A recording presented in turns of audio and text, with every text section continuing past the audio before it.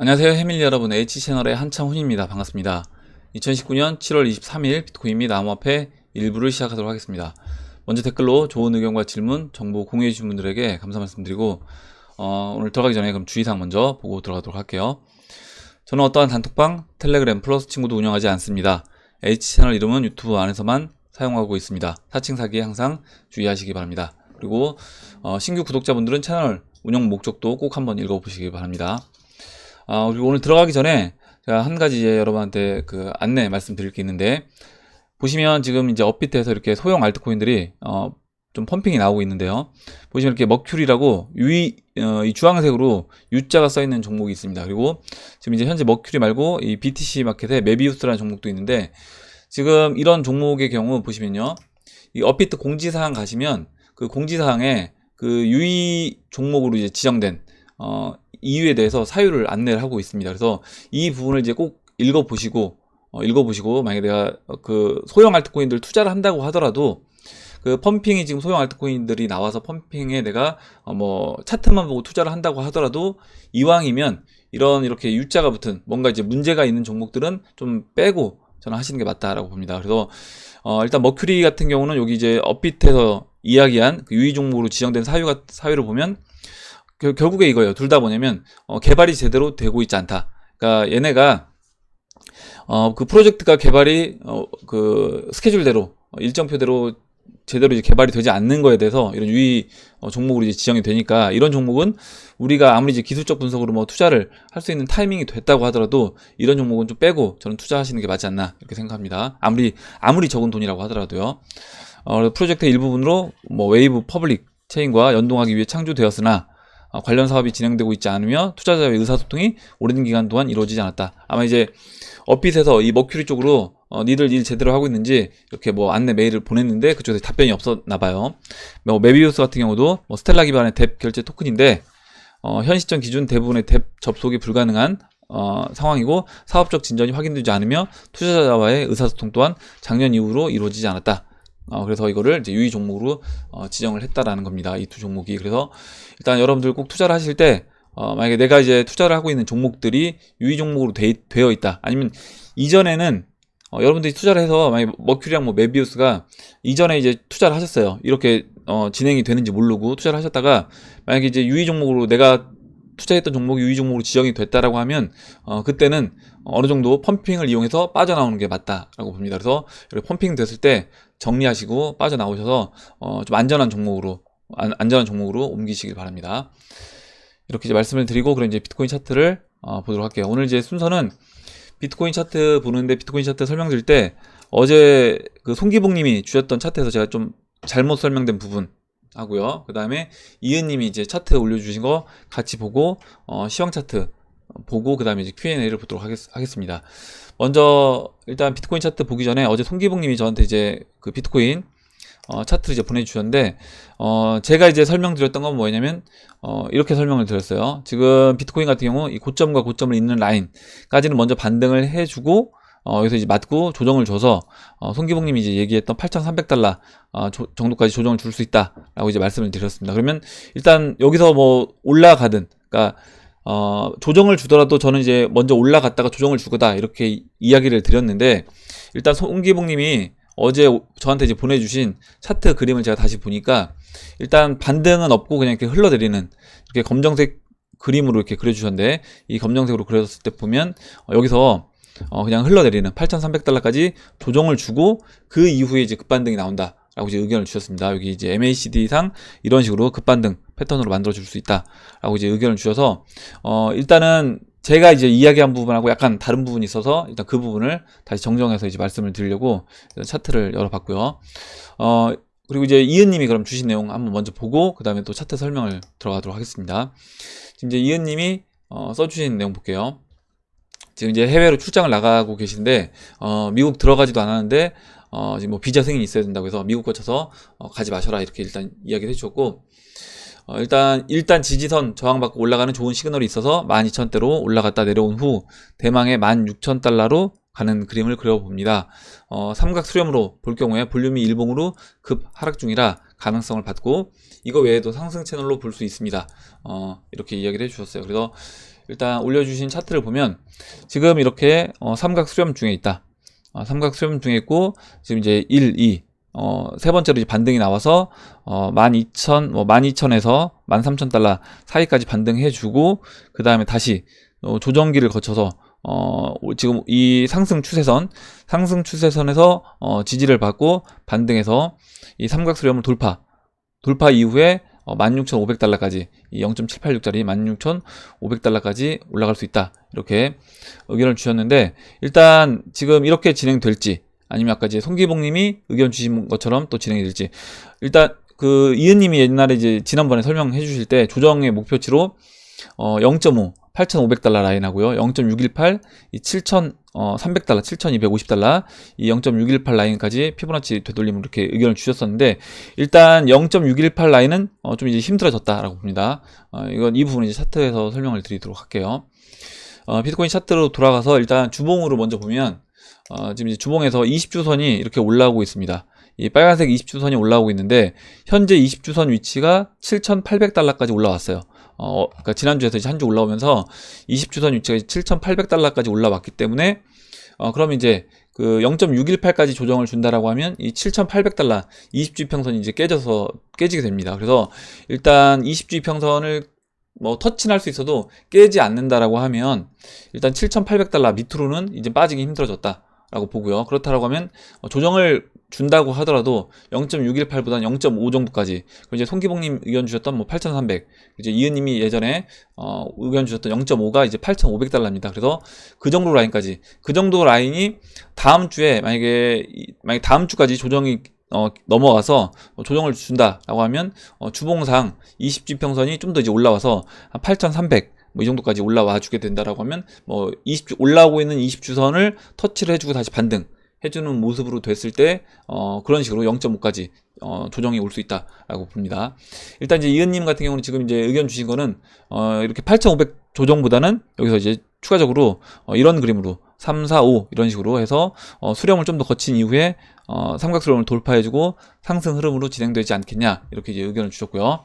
송기봉님은 일단 조정을 거쳐서 8,300 터치하고 급반등 하는 패턴으로 진행될 수 있다라고 이제 의견을 주셨습니다.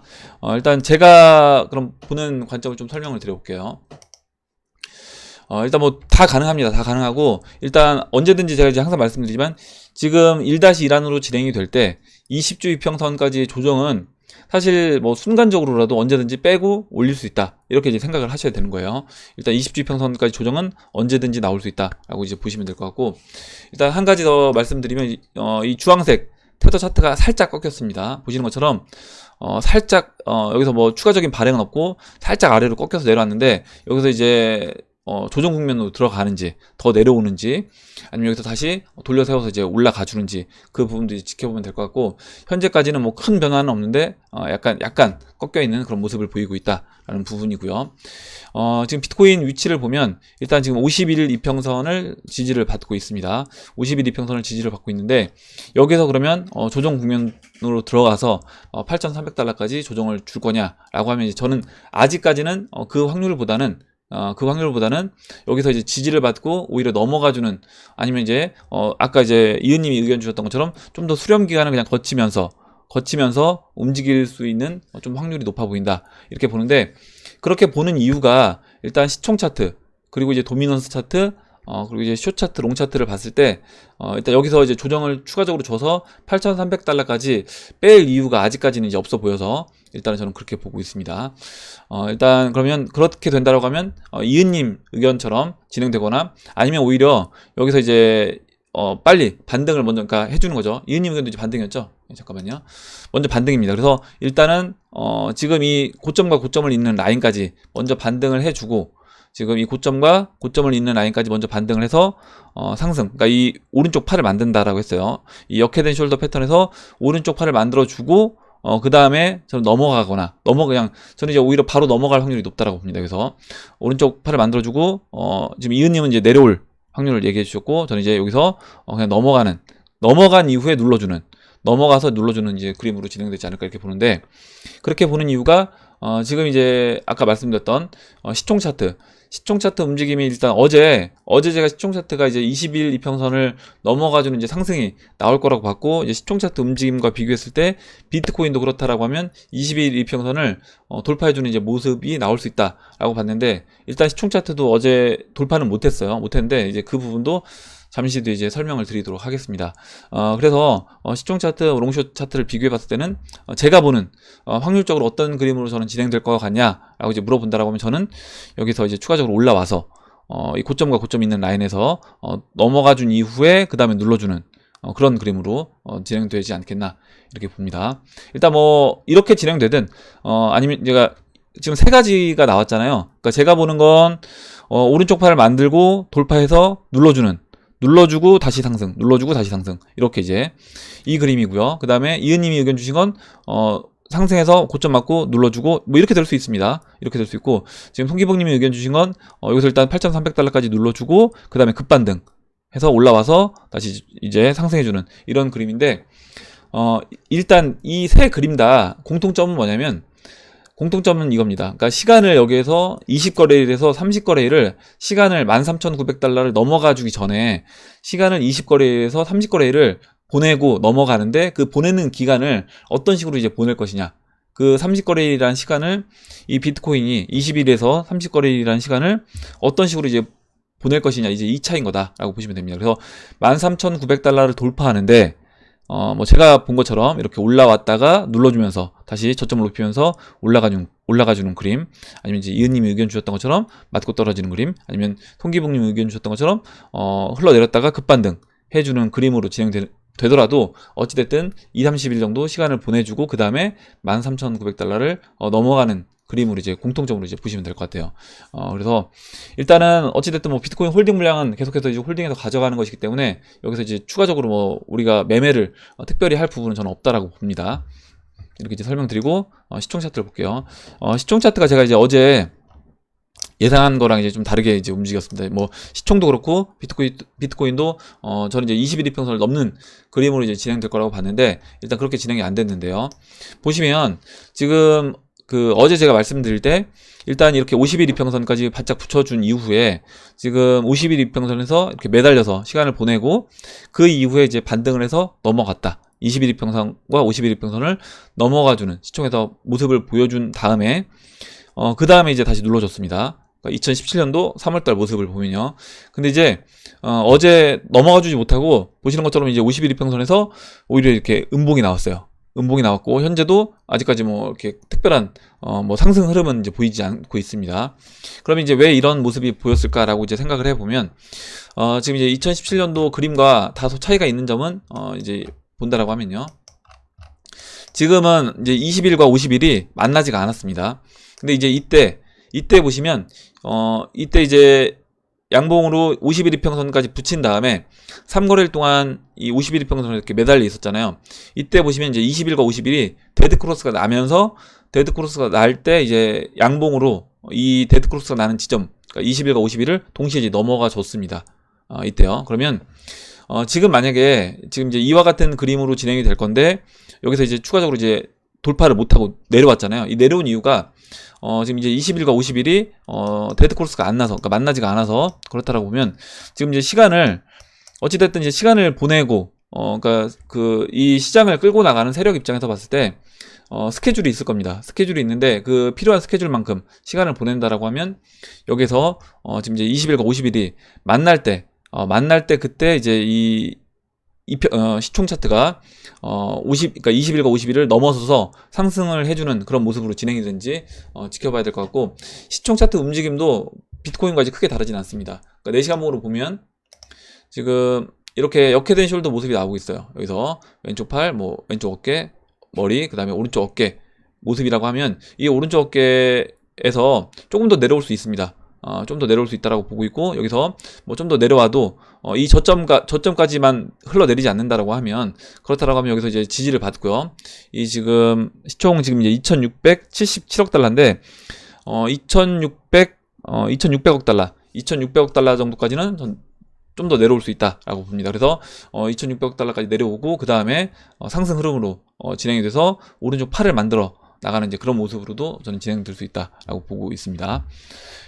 이렇게 이제 말씀드리고 다음으로 그러면 숏 차트를 볼게요. 숏 차트는 약간 증가했는데 뭐 크게 이제 반등하진 않았어요. 보시는 것처럼 일단 비트파이넥스에서 숏 물량이 좀 증가됐고, 어제 이제 비트맥스도 코인팜에서 봤을 때 숏이 조금 더 우세했습니다. 그래서 일단은 뭐 롱과 숏이 물량이 어느 쪽으로 확 치우쳐진 모습은 아닌데, 보시는 것처럼 이렇게 일단 숏 물량이 약간이라도 우세하다라고 하면 여기서 이제 추가적으로 조정을 줄 뭐 이유가 딱히 없지 않나. 여기서 만약에 롱 물량이 이제 늘어난다라고 했을 때는 추가적으로 뭐 조정을 줄 수 있겠지만, 그렇지 않다라고 하면 어느 한쪽으로 이제 개인들이 몰리기 전까지는 그냥 시간만 보낼 수도 있다. 무슨 얘기냐면 예를 들어서 이제 옵션 해보신 분들은 아실 건데, 그 옵션에서 이렇게 그냥 시간만 보낼 때가 있습니다. 그러니까 세력들이 양매도를 해놓고 시간만 보내는, 이렇게 양매도를 쳐놓고 시간만 보낸다고 그러니까 콜옵션도 매도하고 풋옵션도 매도해서 시간 가치만 죽이는 거예요. 그래서 그 시간 가치를 죽이는 이유가 뭐냐면,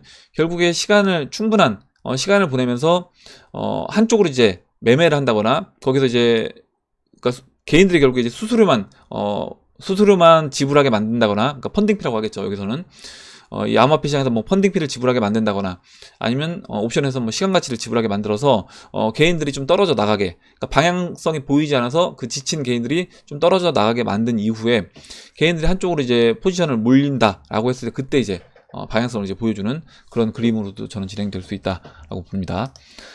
일단은 그래서 롱숏은 뭐 특별한 변동사항은 없다, 이렇게 보시면 될 것 같고, 그리고 마지막으로 이제 도미넌스 차트를 볼 건데요. 도미넌스도 일단은 뭐 여러분도 아시겠지만 이제 특별하게 뭐 변동되는 사항은 없습니다. 지금 알트코인들 움직이고 있긴 한데, 아까 처음에 제가 말씀드렸던 것처럼 소형 알트코인들만 움직이고 있고, 대형 알트코인들은 특별한 움직임은 보이지 않고 있어요. 그래서 대형 알트코인들, 특히 이제 비트코인 캐시, 이더리움, 리플, 이 세 종목 중에 움직이는 종목이 나와야지 그때 이제 도미넌스도 저는 움직일 거다라고 보면, 일단은 지금 이제 소형 알트코인들 펌핑, 그리고 이제 지금 거의 뭐 자발트라고 하면요, 뭐 유의 종목까지 지금 펌핑 나오고 있으니까 자발트들 펌핑 나오고, 그 다음에 좀 어느 정도 시총 그래도 뭐 30위권에서 뭐 100위 바깥이긴 하지만 그래도 어느 정도 시총 나오는 종목들 펌핑 시켜주고, 그 다음에 대형 알트코인들 펌핑이 될 때, 그때 이제 이 도미넌스가 움직일 건데, 일단 그 소형 알트코인도 펌핑 될 때까지는 일단 도미넌스 차트도 여기서 그냥 횡보하는, 이 21 이평선에서 그냥 여기서 옆으로 누우면서 횡보하는 그런 이제 움직임을 보일 거라고 생각합니다. 예, 이렇게 이제 보고 그러면 Q&A를 보도록 할게요.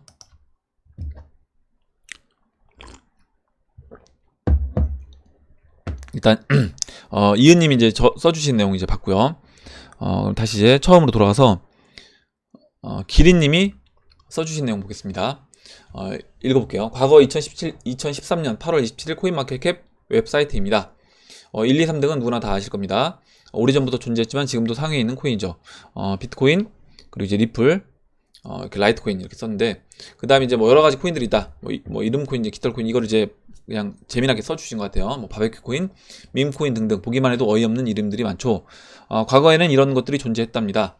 지금도 이제 물론 존재하긴 하는데, 현재 284위, 뭐 766위, 뭐 491위, 이런 식으로 이제 순위가 밀려나 있다, 이렇게 써주셨고, 아무리 쓸모가 없다 해도 바보가 다른 바보에게 팔아넘기는 행위가 멈추지 않는 이상 코인이 영원으로 갈 수 없다. 하지만 이제 가격과 순위권이 점점 내려가고 기억에서 잊혀지고 아무도 안 사려고 하면, 그 시점에는 이제 죽은 거나 다름없다라고 할 수 있죠. 여기서 이제 제가 말씀드리고 싶은 것은, BSV가 저런 개잡 쓰레기 코인들처럼 뒤를 따라갈 것 같다라는 겁니다.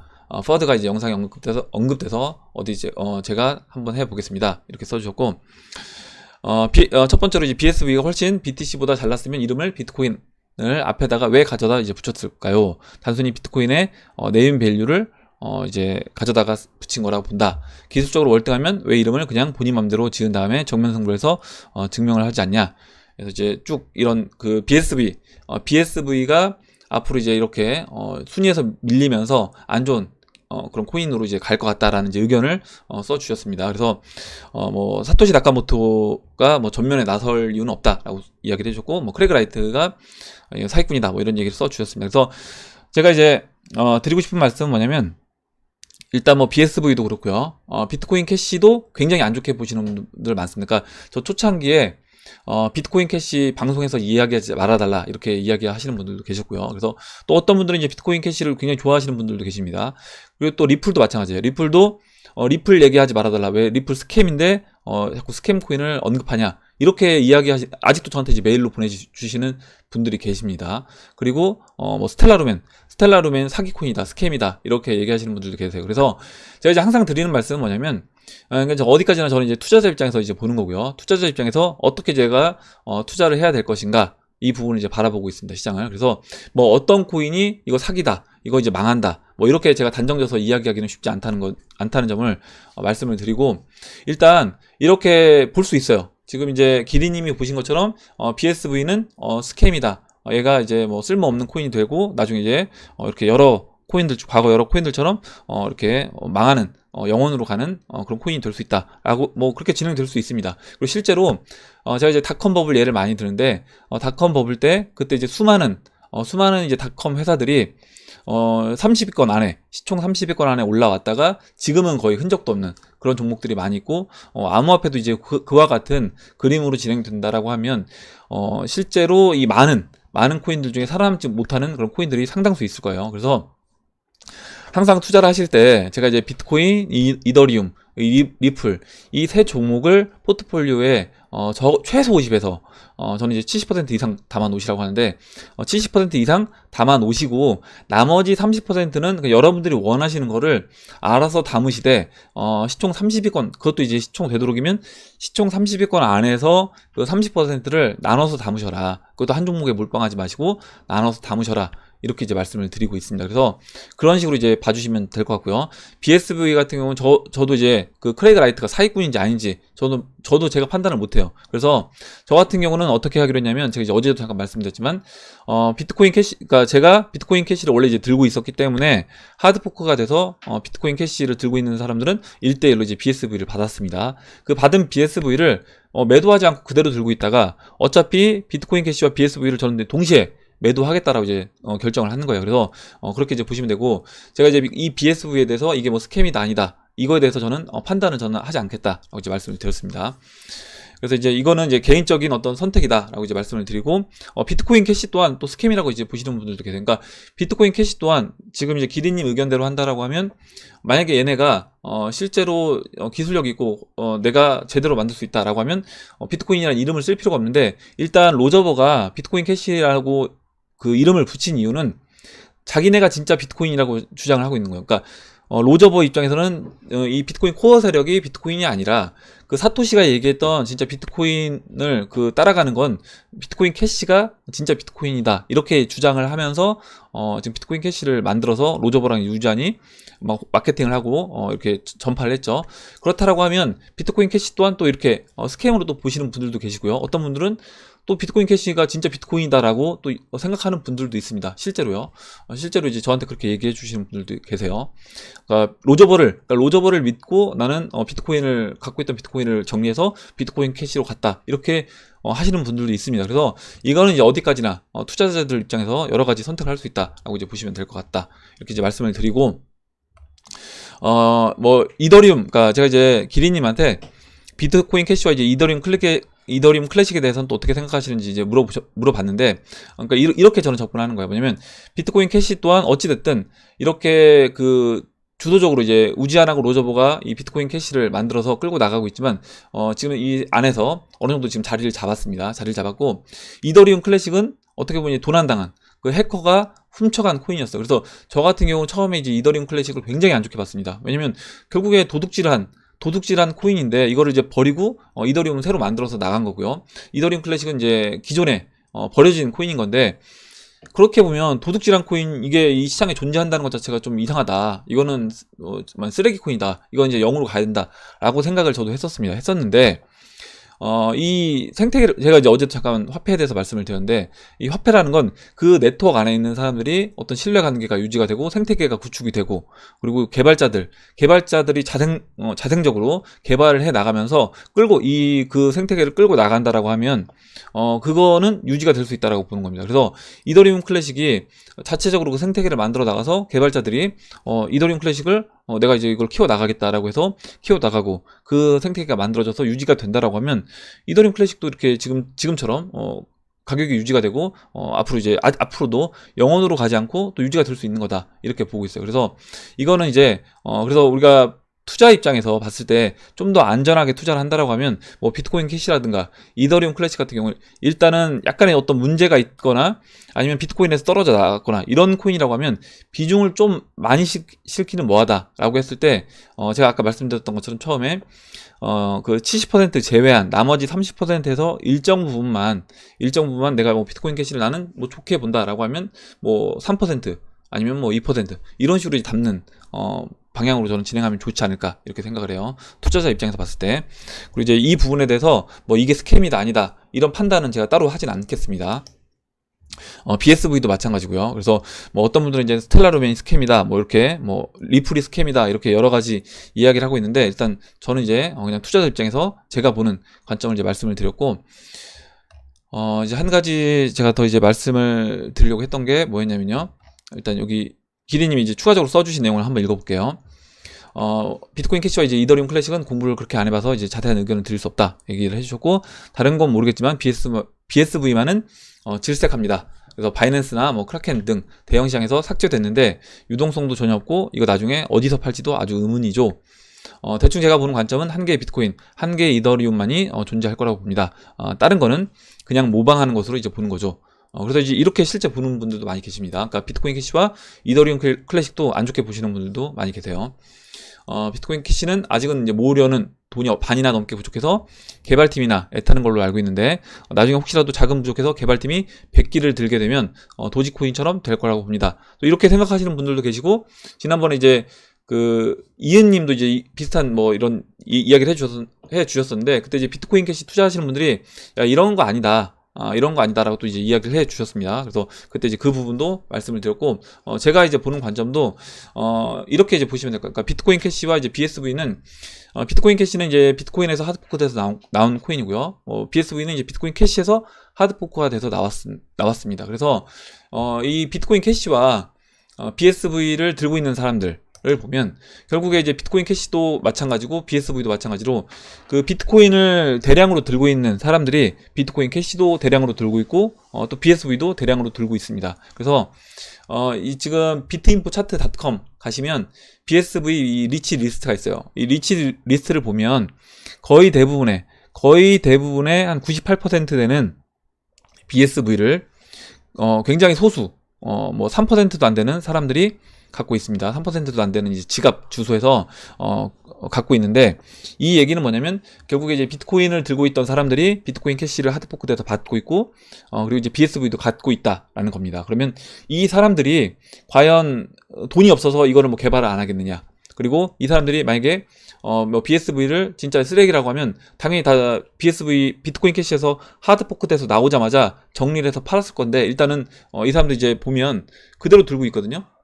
들고 있거나 오히려 이제 BSV 같은 경우도 수량을 늘렸습니다. 이거 이렇게 아마 하드포크 돼서 작년 11월 달에 하드포크 돼서 이제 받은 상태로 그대로 이제 가져가고 있는 거고요.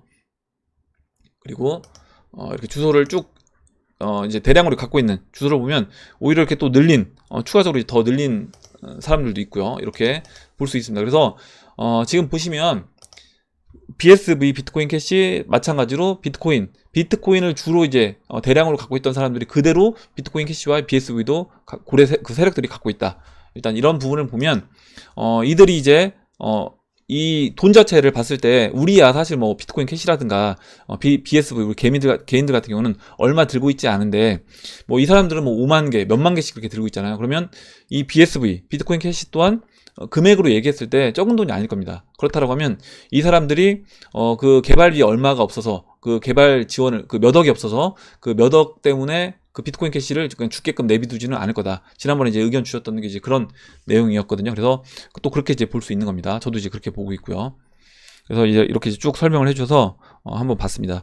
일단 뭐 각각 어떤 생각은 다양하게 생각할 수 있어요. 지금 이제 기린님처럼 당연히 이렇게 생각하실 수 있고 또 어떤 분들은 또 안 좋게 생각할 수도 있고요. 또 좋게 볼 수도 있고 그래서 여러 가지 시장에 이제 다양한 생각이 있다. 그리고 다양한 생각이 있으니까 어떤 분들은 당연히 BSV를 매도를 할 것이고 들고 있지도 않을 거고요. 어떤 분들은 또 이제 뭐 비트코인 캐시를 그러니까 비트코인 캐시에서 BSV 옛날에 하드포크가, 그러니까 작년에 하드포크가 될 때, 그때 어떤 분들은, 그때도 이 채널에서 논쟁이 있었습니다. 뭐였냐면, BSV가 진짜 비트코인이다 라고 이야기를 하셔서 어떤 분들은 비트코인 캐시 하드포크 되자마자 자기는 비트코인 캐시를 매도해서 다 BSV로 갈 거다 라고 이야기 하신 분들도 계셨고, 또 어떤 분들은 나는 BSV를 다 매도해서 비트코인 캐시만 남겨놓을 거다 이렇게 또 얘기하신 분들도 계셨습니다. 그래서 이건 이제 투자자 관점에서 어떤 식으로 할 건가는 본인의 어떤 내가 공부를 충분히 해본 상태에서 선택을 하시면 되는 거고요.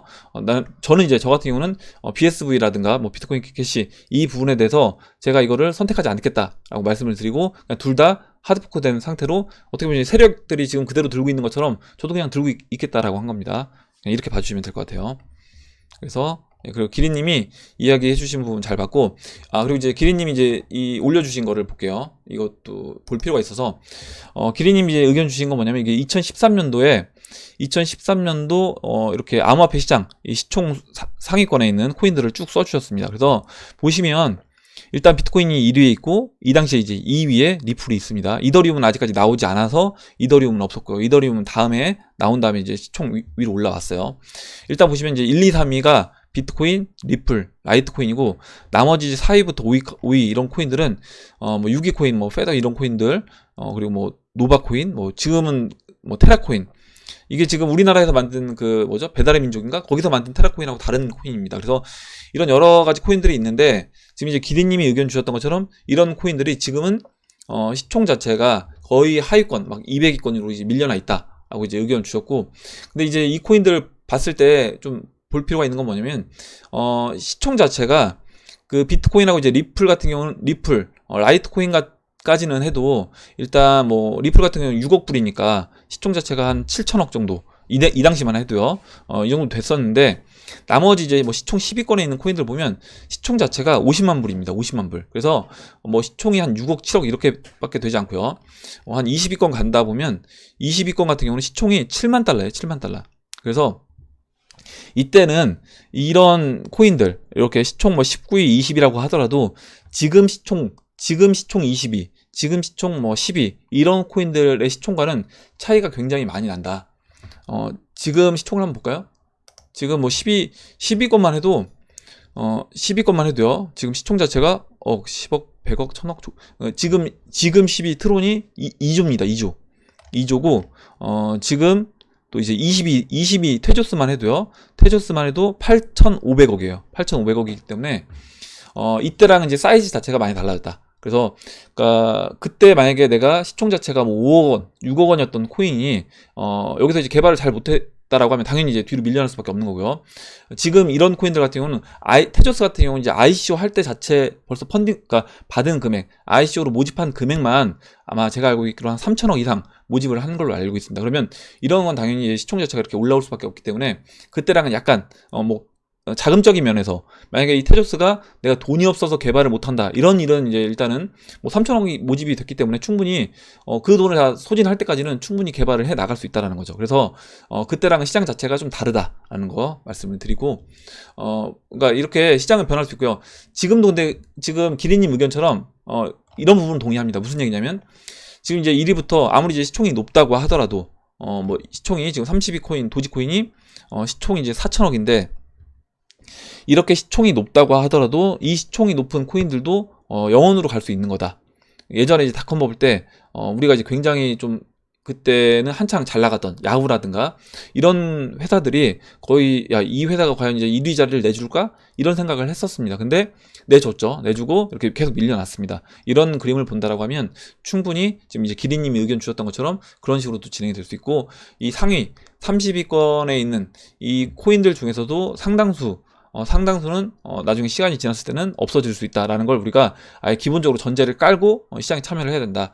그러면 이제 더 조심해야 된다는 거죠. 투자에 더 조심하고 더 안전한 그러니까 예전에 2013년도에도 있었던, 그리고 이더리움 같은 경우 이더리움이 ICO에서 나오자마자 시총 상위권을 계속해서 유지를 했습니다. 그렇다라고 하면 이렇게 시총 1, 2, 3위를 꾸준히 계속해서 유지를 하고 있는 종목들, 비트코인, 이더리움, 리플 이 세 종목을 항상 포트폴리오에 기본적으로 깔고 가시는 게 저는 맞다. 이렇게 이제 말씀드리고, 나머지 코인들은 아까 말씀드렸던 것처럼 30% 안에서 여러분들이 각자 공부하신 다음에 어떤 분들은 뭐 내가 좋아하는 종목들 투자를 하시면 되는 거고, 나는 이제 이 32 어떤 분들이 트론이 또 사기라고 하시는 분들도 많이 계십니다. 그래서 뭐 에이다가 또 사기라고 하시는 분들도 계시고요. 그래서 각각의 어떤 분들은 또 다크코인은 이거는 이제 국가에서 인정 못하니까 살아남지 못할 거다, 이런 분들도 계시기 때문에 이렇게 굉장히 다양한 의견들이 있고, 그 다양한 의견들 속에서 각자 이제 선택을 하셔서 투자 나머지 포트폴리오를 채우면 된다, 이렇게 이제 말씀을 드릴게요. 좀 설명이 길어졌는데 이렇게 이제 말씀드리고 넘어가도록 하겠습니다. 잠시만요. 예, 그래서 이제 기리님이 좋은 내용을 이제 써주셔서 같이 읽어봤고요. 다음으로 이제 그놈의 밥상님이 이장님 리플 가격이 떨어질수록 얼굴이 늙어가시네요, 써주셨는데, 일단 아마 뭐 이렇게 떨어질 때마다 늙어간다, 그럼 이제 올라가면 젊어진다라고 하면 이제 그러니까 여기서 떨어질 일보다는 이제 올라갈 일이 많기 때문에 그럼 이제 점점 더 젊어질 거라고 생각합니다. 그리고 이제 첫 번째로 요즘 세력들은 오히려 익절의 기회를 주고 안 태우고 출발하는 시기일 것 같은데 어떻게 생각하시나요? 애태운 다음에 본전에 가면 팔게 되는 심리가 있잖아요, 이렇게 써주셨고요. 뭐 리플 같은 경우는 원래 이렇게 갑니다. 그러니까 리플이 본격적으로 이제 움직이기 시작한다라고 하면 올라가면서 본전이 됐을 때 뭐 파는 사람 나오겠죠. 나오는데 팔고 나서 다시 안 태워준다. 그래서 한번 올라갈 때 그냥 쭉 올라가고 조정 안 주고요. 쭉 올라가고 고점까지, 직전 고점까지 한 번에 넘겨버립니다. 그래서 한 번에 넘겨버리고 그 다음에 다시 이제 조정을 주고 또 올라가는, 이런 식으로 이제 되기 때문에 지금 이제 그놈의 밥상님이 이야기하신 것처럼 그렇게 진행될 수 있다. 그리고 실제 리플 같은 경우는 그렇게 진행이 됐었다, 이렇게 보시면 될 것 같아요. 다음 이제 이은님이 차트 올려주신 거는 같이 봤고요. 그 다음에 허준의 벌침님하고 그 다음에 이제 신명호님이 그 원화 차트로 이제 봐달라 이야기를 해주셨는데, 원화 차트로 안 보고 달러 차트로 보는 이제 이유, 그리고 이제 나머지 알트코인들은 BTC 마켓에서 보는 이유가 있는데, 제가 이제 여러분들한테 이거에 물론 이제 원화 차트로 보는 게 저도 편합니다. 왜냐면 저도 이제 한국 사람이니까 당연히 어려서부터 원화로만 제가 뭐 카운트했지, 제가 뭐 미국에서 살다 온 것도 아닌데 당연히 달러로 이야기하면 저도 이제 불편하죠. 왜냐면 달러로 이야기하면 어찌됐든 머릿속에서 한 번은 계산을 해야 되는 겁니다, 제가. 머릿속에서 계산을 해야 되는 거고, BTC는 뭐 더더욱 더 이제 헷갈리겠죠. 근데도 그럼에도 불구하고 제가 이제 BTC 마켓, 알트코인들은 BTC 마켓, 비트코인은 달러 마켓에서 보는 이유가 있을 건데, 그 보는 이유를 한번 깊이 있게 한번 생각해 보시면 왜 H채널이 이거를 여기서 보는지 한번 생각해 보시고, 이게 만약에 내가 돈을 버는데 이 BTC 마켓에서 보는 거, 그리고 비트코인을 달러 마켓에서 보는 게 내가 돈을 버는 것에 만약에 유리하고 내가 이걸로 봤을 때 오히려 돈을 벌 수 있다라고 하면 당연히 저는 달러 마켓에서 봐야 된다라고 봐요. 그래서 이거에 뭐 귀찮고 어려워서 이거 그냥 원화마켓에서 보는 게 편리하다라고 해서 원화마켓에서 볼 게 아니라 비트코인은 달러 마켓에서 봐야 된다라고 말씀을 드리고, 그러면 왜 그렇게 봐야 되냐? 만약에 지금 이렇게 한번 보시면 될 것 같아요. 만약에 우리가 지금 원달러가 이제 1170원까지 다시 올라왔는데 1177원까지 이제 올라왔습니다. 그래서 지금 그러니까 이 비트코인이라는 거는 지금 우리나라에서만 거래하는, 그러니까 우리나라 시장에서만 거래하는 게 아니라 전 세계적으로 이제 거래를 하고 있습니다. 전 세계적으로 거래를 하고 있고, 원화는 또 이제 달러와 같이 연동돼서 이제 움직이고 있어요. 만약에 우리가 이제 터키 국민이라고 하면 터키에서는 비트코인 얼마인가 라고 보면 이미 전고점을 터치해서 넘어갔습니다. 한번 넘어갔다가 지금 조정을 주고 있는데, 보시는 것처럼 지난번 상승 때 터키에서는 이렇게 전고점을 터치를 했어요. 터치를 했다. 그렇다는 얘기는 뭐냐면 베네수엘라에서는 이미 이제 전고점을 넘어가서 쭉 올라가 있는 상태일 겁니다. 이제 제가 드리고 싶은 말씀은 뭐냐면, 만약에 우리가 이제 원화 차트로 보게 되면 이런 식으로 이제 왜곡이 있을 수 있다는 거예요. 만약에 달러 차트로 봤을 때 전 세계 사람들이 봤을 때는 비트코인을 매수해야 될 자리인데, 근데 원화가 만약에 달러 대비해서 원화가 갑자기 약세로 가서요, 뭐 1달러가 2,000원까지 갔다, 1달러가 3,000원까지, 1달러가 지금 이 자리에서 만약에 2,000원까지 가게 되면 그냥 자연스럽게 전고점을 넘어가게 되는 겁니다. 그러니까 비트코인이 달러 시장에서 지금 여기서 전고점을 넘어가지 않았다고 하더라도, 만약에 원달러가 1달러가 2,000원까지 여기서 달러 강세로 슈팅이 나왔다라고 했을 때는 우리나라 원화 차트로 봤을 때는 비트코인이 전고점을 넘어가게 되는데, 그러면 전고점 넘어갔으니까 비트코인은 그럼 매도해야 되냐? 원화 차트로 보면 이제 매도를 해야 되겠죠.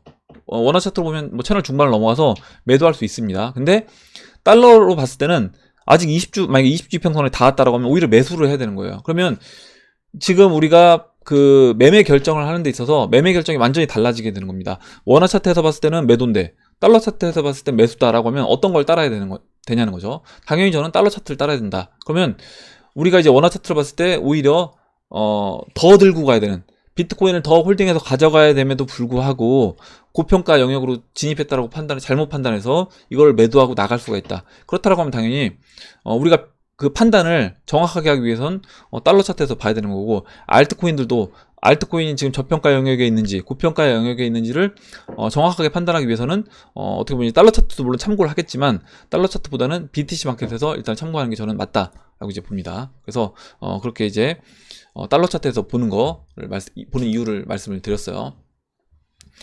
그래서 이제 그 부분에서 여러분들도 되도록이면 번거롭더라도 달러 차트로 저는 보시는 게 맞다, 이렇게 이제 말씀을 드리고 넘어가도록 할게요. 그리고 2017년도 연말에도 달러 차트랑 원화 차트랑 완전 다릅니다. 뭐냐면 달러 차트 같은 경우는 이 고점 12월달 고점 찍고 고점이 낮아져 있어요. 1월 9일에 고점이 지금 낮아져 있는데, 원화 차트 같은 경우는 원화 차트는 올라가 있습니다. 원화 차트 같은 경우는 1월달에 오히려 고점이 올라가 있기 때문에 그런 부분만 봐도 내가 그럼 원화 차트를 봤을 때는 시장이 더 가나? 지금 쌍봉이 아니라 오히려 쌍봉이 아니라 더 추세적으로 올라가나? 라고 잘못 판단할 수도 있다는 거죠. 그래서 그런 부분도 생각한다라고 하면 당연히 저는 달러 차트에서 봐야 된다, 이렇게 이제 말씀을 드릴게요. 다음으로 큰 웃음 하하님이 써주신 내용 보겠습니다. 요즘 금은 시세도 오르고 있고, 또한 이장님이 언급하신 금 차트를 따라서 비트코인도 그 궤적을 따라 상승할 수 있다라고 하신 말씀도 듣고, 누군가가 이름은 생각나진 않지만 비트코인이 21세기 디지털 금이기에 가치 저장 수단으로 활용하다고 한답니다. 그러다 보니 이더리움이 디지털 은이 될 수도 있다는 말을 들어봤는데, 보통 이제 디지털 은은 라이트코인을 이제 디지털 은이라고 하고요. 이더리움은 석유에, 원유에 이제 많이 비유합니다. 이더리움은 이제 플랫폼 코인으로 모든 앱이 기본 플랫폼으로 쓸 수 있다 라고 해서 어디서 이제 주워들은 바가 있는데, 사실 은도 제가 알기론 광물 물질 중에 석유 다음으로 쓰이는 용도가 많다라고 합니다. 그래서 그럼 이제 이더리움이 은일 수 있겠다 생각해보니, 확실히 이번에 금이 먼저 상승하고 은이 늦게 출발했는데, 금의 상승률이 귀금속 섹터에서, 불장에서는 초기에는 은의 상승률을 앞지른다. 지금 실제 금 차트가 이제 먼저 움직였죠. 그 다음에 은 차트가 이제 스타트를 끊었습니다.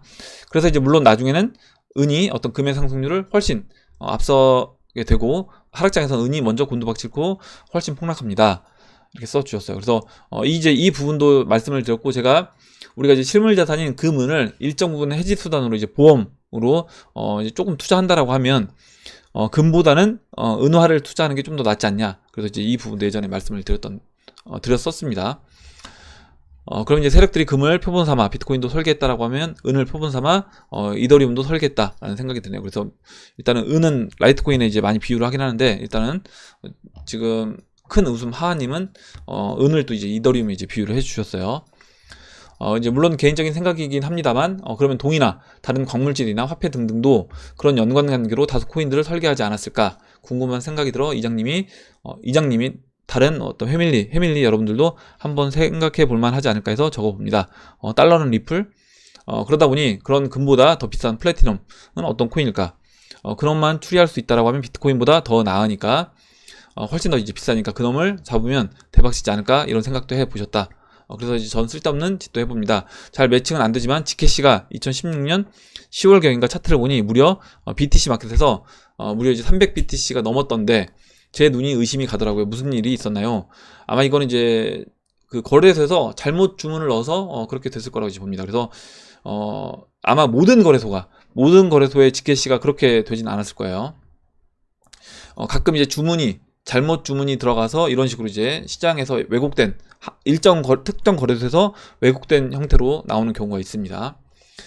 귀금속 주식을 해본 저로서는 캐나다 광산 주식 중에 EM 골드라는 주식이 있는데, 1995년 750달러, 2004년 150달러, 현재는 작년에 5센트. 그래서 조금 사봤고, 뭐 혹시 압니까? 뭐 다시 750달러 갈지. 그래서 지켓이도 조금 사봤습니다, 이렇게 이야기를 해주셨고, 지켓이가 다시 뭐 350BTC 갈지 이렇게 써주셨는데, 뭐 이렇게 350 BTC 갈지 이렇게 써줬는데 이거는 이제 뭐 현실적으로 저는 이제 쉽지 않다라고 이제 보고는 있습니다.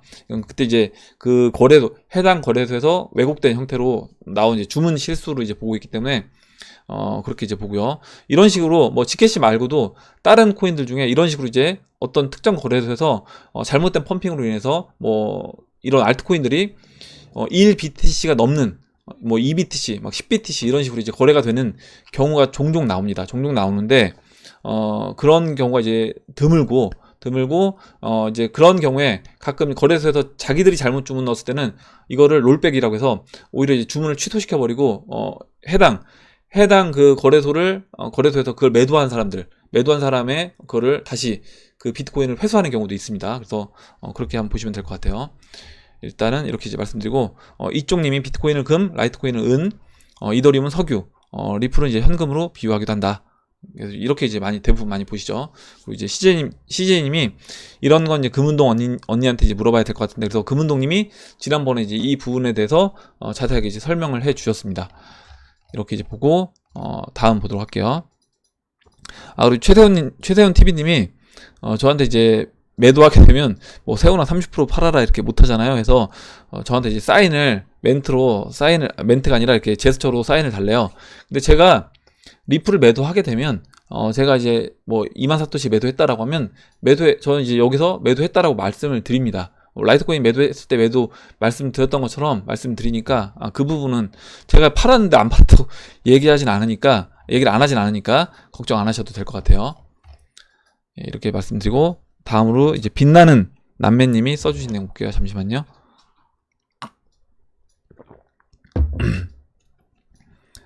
그리고 이제 리중 딱풀님이 희망회로가 너무 많아서 하방일 것 같네요. 여기서 알트 30% 이상 빠져야 곡소리가 날 듯. 이렇게 이제 써주셨는데 뭐 30% 이상 빠진다고 해서 여기서 그러면 내가 팔고 30% 밑에서 받을 수 있느냐? 그러니까 빠진다고 하더라도 저는 이제 그렇게 할 자신 없다. 그러면 결국에 지금은 그냥 홀딩. 만약에 30% 추가로 빠진다라고 하면 저는 이제 그러면 이제 급반등이 나올 수 있다라고 보고 있기 때문에 그렇다라고 하면 그냥 저는 홀딩해서 가져간다. 그리고 이 기간이 저는 이제 길어질 거라고 보지 않습니다. 뭐냐면 지금 우리가 이제 1-1으로 상승장이 가고 있다라고 하면 이 조정 기간이 길어야 2달에서 한 3달 정도라고 보면 어차피 뭐 2-3달 기다린다는 거죠. 그래서 추가적으로 여기서 조정을 준다라고 해서 내가 여기서 팔고 밑에서 다시 받을 자신은 없다. 저는 이렇게 말씀드리고 뭐 이렇게 빠질 수는 있는 겁니다. 아까 이제 손기봉님 의견 주셨던 것처럼 또 8,300달러까지 빠진다라고 하면 알트코인들도 같이 조정을 받을 수 있겠죠. 이렇게 보고 다음으로 이제 빛나는 남매님이 써주신 내용 볼게요.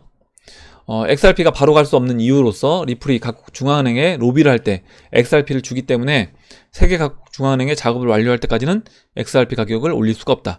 왜냐하면 로비 완료 전에 가격 상승이 일어나면 안 되니까.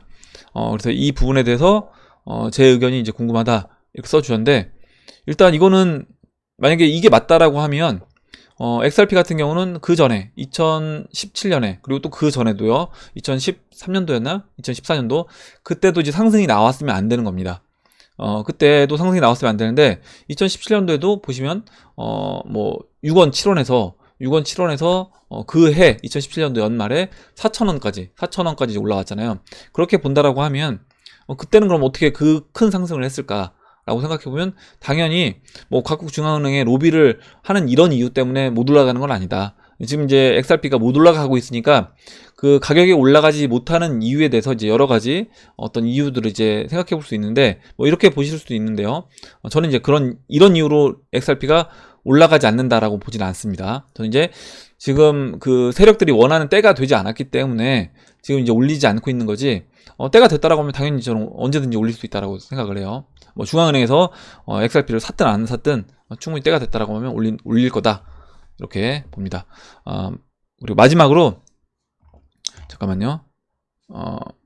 그리고 잠깐만, 금은동님하고 이제 CJ님이 써주신 내용 볼게요.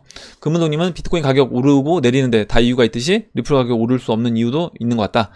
가격 관련 찌라시는 그냥 코에 걸면 코골이, 귀에 걸면 귀걸이인 것 같다 라는 이제 생각을 이야기를 해주셨고, CJ님은 근데 어디 가서 이제 저러니까 가격이 안 오르는 거다라고 주장하면 안 될 것 같다라고 이야기를 해주셨습니다. 그래서 꼭 만약에 알려주고 싶다라고 하면 직계 가족한테만 알려주셔라 이렇게 이제 써주셨어요.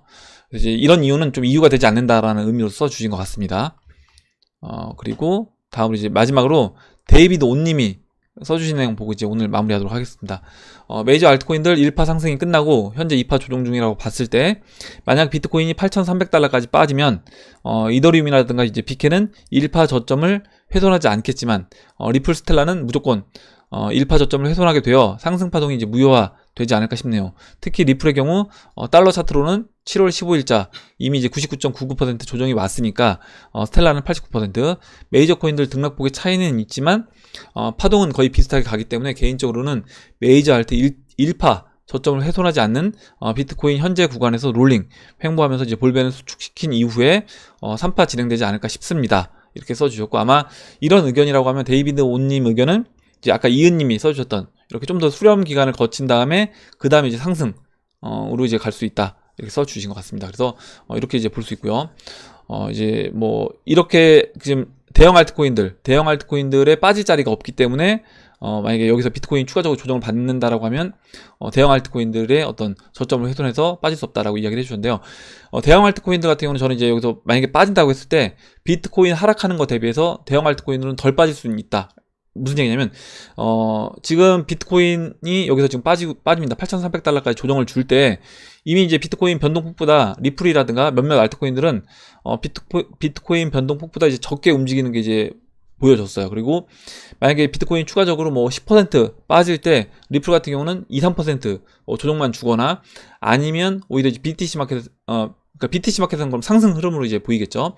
그리고 이제 그 달러 차트에서도 뭐 제자리에 있거나 이런 식으로 되면서 움직일 수 있다라고도 봅니다. 그래서 뭐 비트코인 8,300달러 뭐 무조건 100% 못 간다 이건 아니고 지금 데이비드 노님 의견은 이제 가지 못할 확률이 이제 알트코인들 때문에 못 갈 확률이 이제 높다라고 이야기를 해주셨는데, 저는 뭐 그럼에도 불구하고 비트코인만 8,300달러를 찍어주고 알트코인들은 변동성을 적게 해서 그 자리를 좀 유지를 해주면서 비트코인이 만약에 하락을 한다라고 하면 하락 조정 맞고 올라갈 수도 있다. 아까 이제 만약 송기봉님 의견대로 진행이 됐을 때요, 그렇게도 될 수 있다라고 봅니다.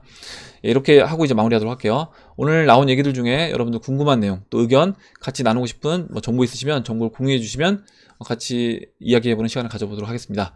댓글 남겨주신 해밀리 여러분 감사드리고 끝까지 영상 시청해주신 해밀리 여러분 감사합니다.